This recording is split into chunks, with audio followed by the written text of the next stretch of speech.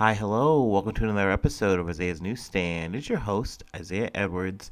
The date is October 23rd, 2022. How the heck are you? Hopefully, you're having a good one.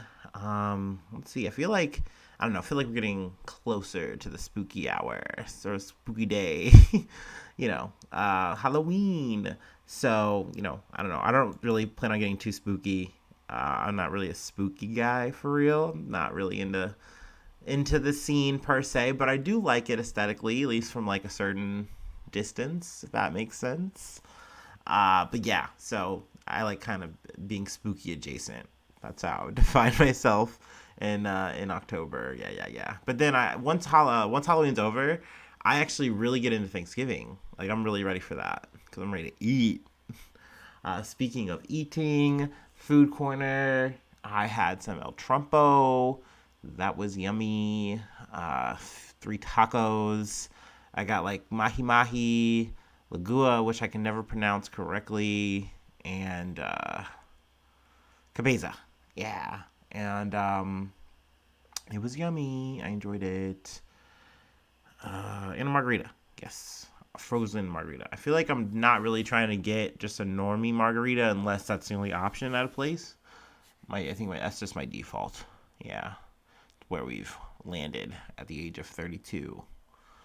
Um, see, nothing else really personally. I feel like let's celebrate that I had a good week. There we go. Um, besides like I don't know if it's like you'd call it like seasonal change, but like it just puts my body in a funk. You know what I mean? Or maybe I catch a little bug. Maybe it's allergies. I don't know. But that's happening. That's a thing. But overall, I'm in a good place. We're in the good place. So that's good. Yeah, let's get into some news. I want to start with some stuff that took place in the UK. And it's kind of like gonna flow into the next article too, because it's kind of like a little bit of China news. But let's see. Got this from NBC News.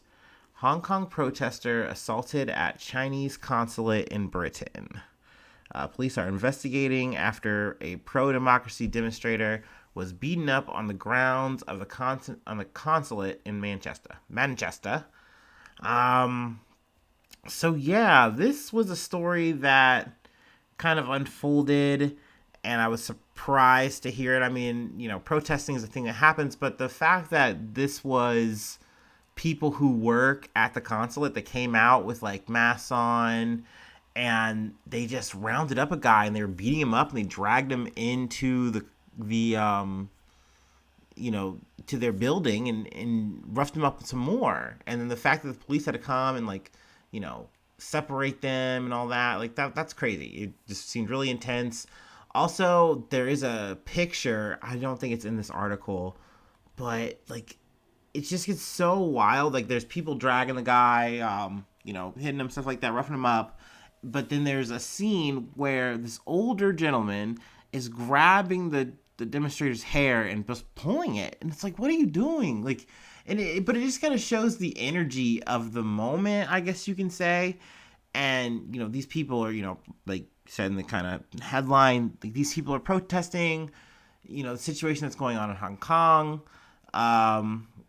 China abroad, essentially with Xi Jinping, more or less getting a new term break. He's already altered the rules of, the party, and now, he can have this part, or he can run unopposed, do his thing. So, essentially he's more or less looking like leader for life.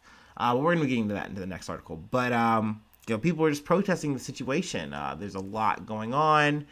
And for something like this to go over in Britain was, a big deal. Let's see. There is a quote I wanted to get here. Also, the situation, the man who was protesting, like he had to go to the hospital, so it was that bad of like, a roughing up. So that was something that was really surprising that it got that bad. Also, it reminded me of a term I heard. I initially had heard this from Chapo Trap House podcast leftist podcast. I listened to them, and they had did a movie review of like the Wolf Warriors or whatever, or Wolf Warrior or something like that. And it's like these like Chinese movies, and it just really appeals to the sense of like what is Wolf Warrior diplomacy, and it's like kind of like the Expendables, but just Chinese, and the Westerners are the bad guys. So I mean that's kind of fair. Let's see if I can find this quote though. Let me just find. Let me just skip it. Yeah, we're just gonna skip it. But essentially, yeah, that was kind of eerie, kind of odd. But like I said, segues into the next thing I wanted to talk about. I got this from NPR. China's Xi Jinping emerges from the Communist Party Congress with dominance. So, essentially, like I said before, Xi Jinping has now officially, moved into, I guess a third term. And that is, a big deal. That is a stark change in how things were supposed to go, at least in the world, that Mao was running. And don't get me wrong here, I'm not an expert on Chinese history or, communist thought theory, what have you. I'm sure you could tell I'm not an expert on anything here. I'm just a guy with a microphone talking. But, I try to do my best. I try to learn. I try to get insights where I can. I will say, too, a nice companion for this week, actually. I found this podcast called The Prince, I believe. And it just kind of chronicles as much as, I guess, this journalist could compile on Xi Jinping and kind of applies it to the history of, China and, especially like, some of the modern events that have been kind of going on. I found it really interesting. I would check it out. So I guess there's a free plug there. But definitely interesting how the party works. In a lot of ways, especially now, it's not so much a communist thing. Like, that is the wrapping paper of the party, of the government. But, this is an autocrat in power, and the way his, party is set up, he's at the top. He also has a group of, 6 other men who are also, the Politburo Standing Committee. And they're considered close associates of Xi. And a lot of how he's moved his party over the years as he's been in power has really kind of shown that, look, it is really more important that you are loyal to me as opposed to how good you are or how much expanded thought you can add to the government. That's not as important. What is important is how loyal to me are you, how effective and loyal you are to, Xi. So I think that this kind of system, especially I think from Western perspective, it gets a lot of naysaying, and I get that, especially when you look at, some of the human rights issues at hand that go on in China. But obviously, of course, once again, that's from a Western perspective, usually saying that, and usually in that way, we aren't looking at our own, backyard and the things that we do and issues that we have yet to overcome. Now, that being said, they don't negate each other either. I do think you can talk about both and should talk about any and all things that are bad going on. Any kind of violation is a bad violation, is a problem. It's something that should be addressed and talked about. So, I mean, there's definitely a lot going on. Also, a pivot that's kind of come up is, the whole situation with Taiwan. Not so much has changed in terms of like, they still want it. Sorry, kind of spacing out here, I guess. But they still want Taiwan. It's still on the agenda. But I guess the essentially is like, look, like we have said before, we'll say it again, we will use force if we have to. There are potential projections that they might try to do something within the decade. Now, I mean, that's more speculative than anything, but it's just one of those things where if they do decide, there's really not much that Taiwan can really do about it. And, of course, Biden has said before, in, his weird way, that, oh, yeah, no, we would get involved militarily if they did. But he's also, and, his party has said, his administration has said, well, let's not say we would get military involved. We would, continue to do what we're doing, yada, yada, yada. And they didn't necessarily say boots on the ground or anything like that. So who knows? But even so, China, like, I've heard a lot of like statements like, oh, okay, because of the whole housing situation, like real estate, kind of the bubble kind of bursting. There's no more growth there, not as much. The situation with COVID, the zero tolerance, that's a big fucking deal. That's something that is in some ways a black eye, you know, to the, Chinese detriment, but in the same way, you look at it the other way, they don't have as many deaths to report from COVID, from how aggressive they've been with the zero, tolerance. So, I mean, there is definitely give and take there. I don't know. I've just been really interested in the goings on there. I've also been listening to like history stuff from like ancient China and stuff like that. So it's just, I'm trying to get to the point where I really can have more of a knowledge of all of the world. But hopefully without having to get a bunch of books, because that is expensive. But I do find where China is right now to be very, very pivotal, and not just where they are in power, but how they are growing and changing. Where they're going to be in the future and where we are going to be in position to them. I think that's a big thing for us. I think that's why we've kind of made the conversation to talk about our competition with China,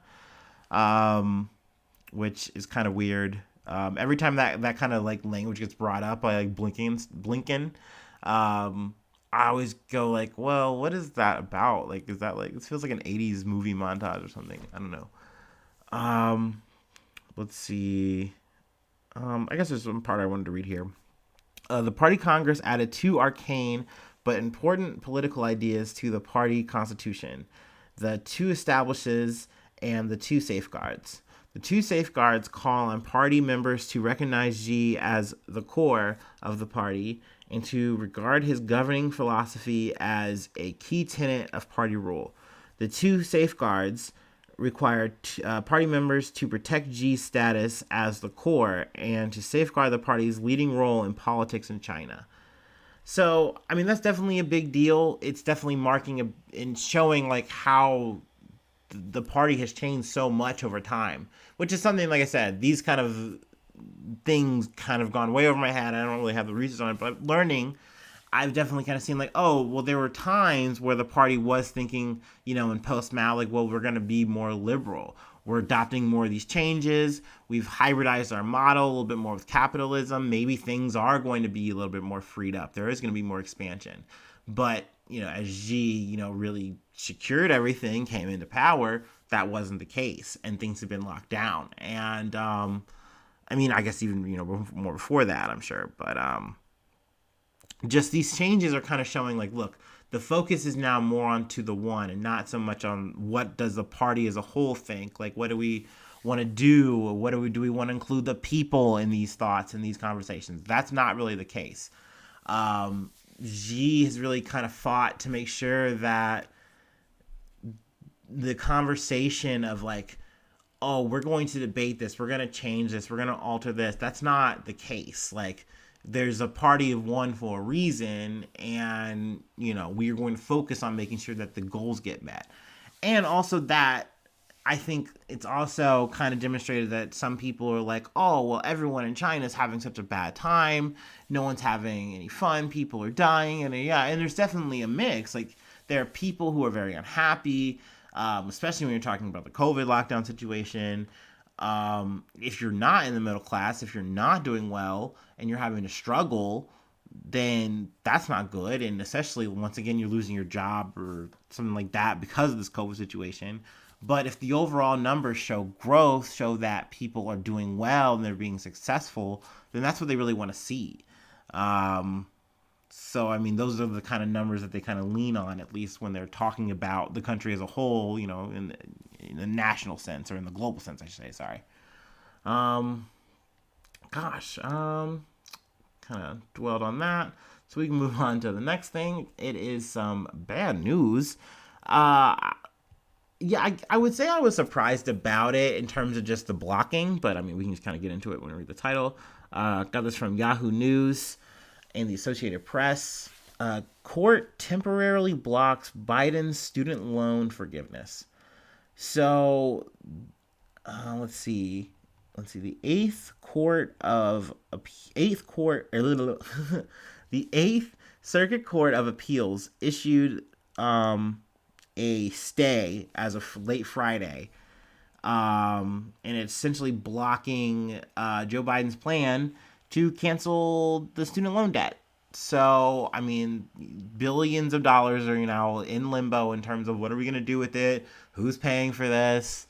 Now, I mean, it's obviously not a permanent thing or anything like that. It's just like a process. Now they're going to look into it and say, hey, should this be allowed to go any further? Because, the app just opened, at least like the beta for it. So people were allowed to enter in their information and get put on the list. And, hopefully then come November, they were going to get, everything processed. Now it's looking like if this doesn't go through by like even January, if things get held up even longer, then, people might go back to being on the hook. So that was something I kind of wanted to bring up.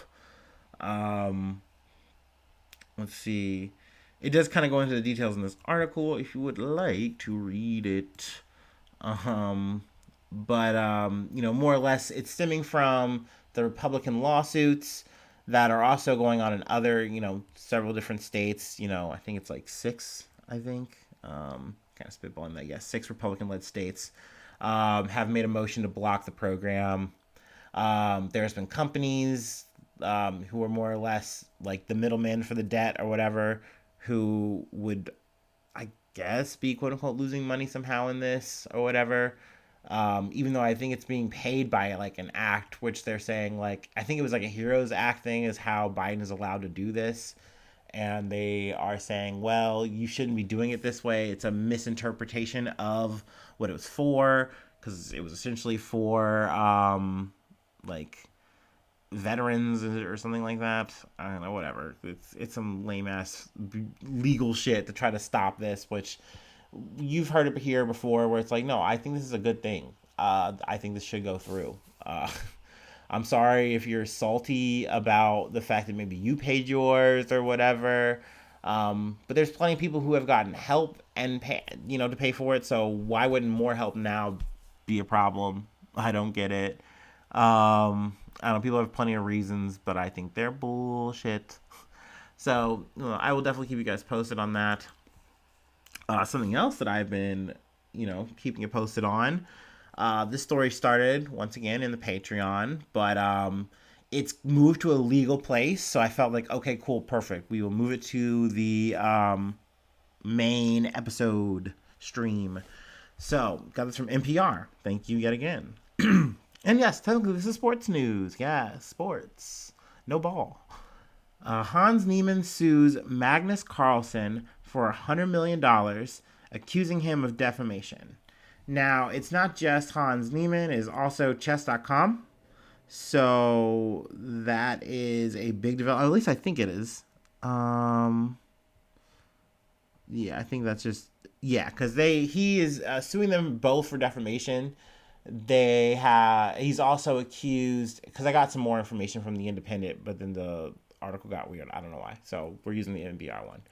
But essentially, he's accusing them of defamation in the sense like, you guys are saying that I cheated. You didn't put out any evidence. There's nothing to say that I did besides the 2 times that I said I did in the news or whatever. And he said he did those as like a kid. Essentially, now he has, been really put through the wire. And he has been what he's called, quote unquote, blacklisted. He said, like, I think there's been like 2 tournaments he hasn't been able to participate in. even though there have been others, and those people said, look, there's no reason to. You guys don't have any solid proof that he has cheated. So he's allowed to compete. Hell, there was even accusations that maybe he's had anal beads in his butt, so that someone who could tell him like, hey, like this is gonna be a risky situation, or you're in a risky area, like move wise, like do this, do that. Now, I said on the on the Patreon episode, I think any actual cheating he did to potentially beat Magnus Carlsen, the person who kind of lit this whole thing when he lost a match to Hans Niemann. And also, I should say too, Hans Niemann is a 19-year-old, so he's a young kid. I would also say too, he's gifted, but like he has said before, when he cheated when he was younger, he's like, I cheated on chess.com. They were unranked matches. I was doing that to like, work on my game, just get better, yada, yada, yada. And at least this is according to him. Now, chess.com had come out and said, hey, that's not entirely true. He's cheated more than that. We've, had conversations with him on more than just those occasions. Magnus Carlsen, like, they play in this big tournament. He beats him. According to Magnus Carlsen, though, he's like, the way he beat me, he wasn't focused. He wasn't paying any attention. There was just something weird about it. And he just was like, nah, that just didn't add up. Then they play again. Also, I want to add to the shade. Hans Niemann, in an interview right after the match, he goes, oh, wow, I can't believe I won. Like, I can't believe I beat him. Like, I bet he's so embarrassed to lose to me. So, I mean, I could see if I lost, I took an L like that, and this kid says this shit, and Magnus Carlsen's 32-year-old, and he's like, world greatest, like he's, well known. He even has his own chess app, which is actually tied to the lawsuit, at least in terms of the conversation. I'm kind of getting in the weeds here, but I do also, in terms of what I think he did in terms of cheating, how he won. I do think, this is the speculation, the theory that I lean most towards, that he had maybe an inside man in Magnus Carlsen's team who told him what his play pattern was going to be. And knowing that, and especially because it was like a kind of like a niche play pattern to win, so knowing it, he kind of just knew what to do in the counters and was able to play and not have to like super think or focus. I think that's the most likely way that he cheated, quote unquote. That's the Isaiah Newsstand speculation, whatever. But anyway, back to the Play Magnus app. Play Magnus app, so I'm going to say it correctly. Apparently chess.com and Magnus Carlsen were going to be in a merger, and, he's saying there's a bit of collusion here. Hans Niemann is saying this. And essentially, that's what this lawsuit is about. He also feels like, he has been blacklisted. He also teaches chess and does Twitch streaming and stuff like that. And he's saying that his brand, his business is being drastically affected and undercut from these accusations. So that is why he's seeking damages. So here we are. Now checkmate. Let's see. Now, sadly, this is actually the next two are kind of a bit of a bummer. I'm trying to make the last one maybe a little lighter. I'm gonna do my best there, but this one I really can't. It is about Lucy Letby. Now, I'm gonna tell you right away, I'm definitely not giving the best justice here in terms of like how this case is, how it's going, because it is an ongoing thing. But let's see. From the BBC article, it is this Lucy Letby trial, unusual finding in baby's X-ray, court hears. But essentially, Lucy Letby was a nurse. She was accused of killing 7 babies and attempting to murder 10 others at Countess of Chester Hospital in 2015 and 2016. The 32-year-old denies the 22 charges. 22 fucking charges. You heard it there. Essentially, the one in question, I also have article from Sky News that I kind of initially got the reading info from. Line of gas in front of baby's spine was consistent with air having been administered. Trial hears. So, I mean, it's almost like this is like an angel of death. These are like premature babies, I believe, for the most part, that she was supposed to be taking care of. But it's not really an angel of death. Like, these kids could have totally been fine, and probably would have been fine had just had normal care. And it's we don't know. Like, this is a breaking kind of, I don't want to say breaking news thing. Like, the trial's been going on, and this is, stuff that happened in 2015, 2016. But like, no one really knows if like what her exact motivation is. There was a letter found where she kind of is like saying like how bad she was at at being a nurse, and like she did this and all this, like more or less a confession is what it sounds like. But I'm not sure how admissible that is, or what have you. But I mean, it's really just such an hearing like the child letter, because there's so many and they don't have like the names are disclosed by the parents, whatever, for anonymity, whatever, what have you. But it's just super sad, and to hear like it's just very gruesome. Just some of the methods and techniques she was using to do this kind of grisly shit. Just that the line of gas, I guess it was like injected into the spine, and it was like air. And so I mean, yeah, I don't want to like really get bogged down in the details. I would say definitely, if you are interested and you're looking for like a podcast route, last podcast on the left, they actually did like a Relax Fit episode on Lucy Letby, which was kind of surprising. They usually don't do like modern stuff unless it's like side episodes. So them doing this one was interesting, and I definitely say, yeah, the BBC has ongoing coverage of it. But yeah, just super sad shit. But I'm gonna move on to a lesser version as a super sad shit, but it does involve kids.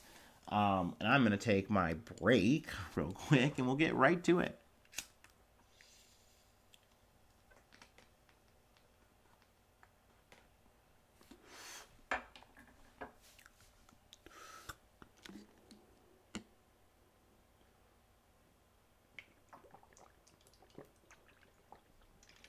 Oh, trying to stay hydrated, guys. Okay, but we're back. I got this from Yahoo News. Also, Good Morning America. I guess is where they got the article from. Daycare worker who used horror mask to scare children charged with felony child abuse. Now, this is, it's bad. Okay, it's totally bad. We are not condoning the use of what happened here at all. This was not good. No good. I guess essentially what happened was, I guess we can just read the top part. 5 daycare workers have been charged with child abuse after a video of them terrifying small children with a scary mask, similar to the one in the Scream film franchise, went viral.